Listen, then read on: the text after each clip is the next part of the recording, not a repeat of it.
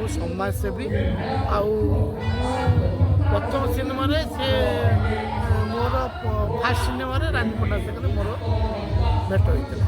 ତ ଭଲ, ତାର ଭଲ ସମ୍ପର୍କ, ଭଲ କଥାବାର୍ତ୍ତା। ସେ ଅନ୍ୟମାନଙ୍କ ପାଇଁ କ'ଣ ହେଇପାରେ, କିନ୍ତୁ ଯେଉଁମାନେ ତାକୁ ଚିଡ଼ଉଥିଲେ ସେ ସେମାନଙ୍କୁ ଗାଳି କରିଦେବ।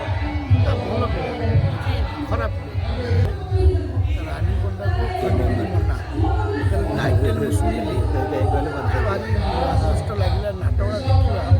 ରାନୀ ପଣ୍ଡାକୁ ଖଣ୍ଡଗିରି ମନା ଯେଉଁ ମାର୍କେଟରେ ହାଲ୍ଲା ହେଇଥିଲା, ବହୁତ ମିଡ଼ିଆ ପ୍ରଚାର ହେଇଥିଲା, ବହୁତ ଲୋକ ବହୁତ କଥା କହୁଥିଲେ। ଆଜି ନାଟକ ମାଧ୍ୟମରେ ସେଟାକୁ ମୁଁ ଦେଖିଲି, ନାଟକ। ରାନୀ ବି ଭଲ ଆକ୍ଟିଂ, ବହୁତ ବଢ଼ିଆ ଆକ୍ଟିଂ କରୁଛି।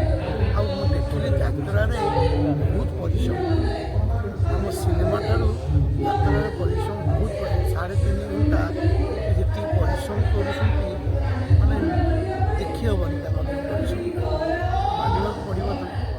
ଆଉ ଭଗବାନ ତାଙ୍କୁ କଳା ଦେଇଛନ୍ତି, ସେ କଳାଟା ଆକ୍ଚୁଆଲି ରିଏଲିଟିକ୍ ଷ୍ଟେଜ୍ରେ କରିଛନ୍ତି। ଆଉ ମୁଁ ଟିକେ ମଝିରେ ମଝିରେ ଯାତ୍ରା ଦେଖେ, ଯାତ୍ରା ମୋତେ ବହୁତ ଭଲ ଲାଗେ। ଯାତ୍ରା ରିଏଲି କାହାଣୀ ଆମର ବି ଯାତ୍ରା ଭଲ ଲାଗେ, ମୋ ଆଖି ଲୁହି ପଳେଇ ଆସେ। କାହାଣୀ ଆମର ବି ଯାତ୍ରା ଭଲ ଲାଗେ, ମୋ ଆଖି ଲୁହି ପଳେଇ ଆସେ। ନାଟକକୁ ନେଇକି ନାଟକଟା ଦେଖିଲି, ଦୀପକ ଜେନା ଭଲ ଲେଖିଛନ୍ତି, ଆଉ ଭଲ ଡିରେକ୍ସନ୍ ଦେଇଛନ୍ତି, ରାନୀର ଭଲ ଆକ୍ଟିଂ କରିଛି। ଫିଲ୍ମ ଆଉ ଯାତ୍ରା ଭିତରେ ବହୁତ ଫରକ ଅଛି। ରିଏଲିଟିକ୍ ଜିନିଷଟା ଗୋଟେ ପ୍ରଥମ ଥର ମୁଁ ଦେଖିଲି ଯାତ୍ରା ଜଗତରେ, ଗୋଟେ ରିଏଲି ରାନୀ ପଣ୍ଡା ଉପରେ ଗୋଟେ କାହାଣୀ କରିଛି। ମୋତେ ବହୁତ ଭଲ ଲାଗିଲା, ଅଡ଼ିଏନ୍ସକୁ ବହୁତ ଭଲ ଲାଗିବ। ଯେଉଁମାନେ ଦେଖୁଛନ୍ତି, ଦୀପକ ଜେନା ଭଲ ଲେଖିଛନ୍ତି, ଆଉ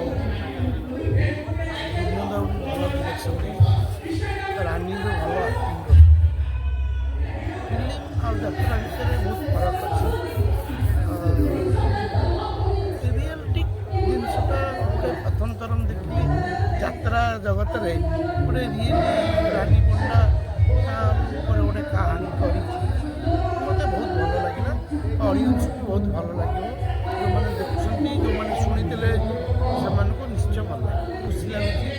କାରଣ ଏଠି ଟିକେଟ୍ ହାଉସଫୁଲ୍, ଯଦି ସିନେମାରେ ଏମିତି ହାଉସଫୁଲ୍ ହୁଅନ୍ତା ତାହେଲେ ଆହୁରି ଭଲ ହୁଅନ୍ତା।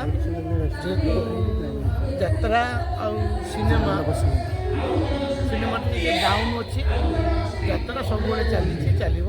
ସିନେମା ବି ନିଶ୍ଚୟ ଭଲ, ଆଗକୁ ଧୀରେ ଧୀରେ ଭଲ ଭଲ ସିନେମା ଆସୁଛି, ନିଶ୍ଚୟ ସିନେମା ଇଣ୍ଡଷ୍ଟ୍ରି ବି ଆଗକୁ ଆସିବ।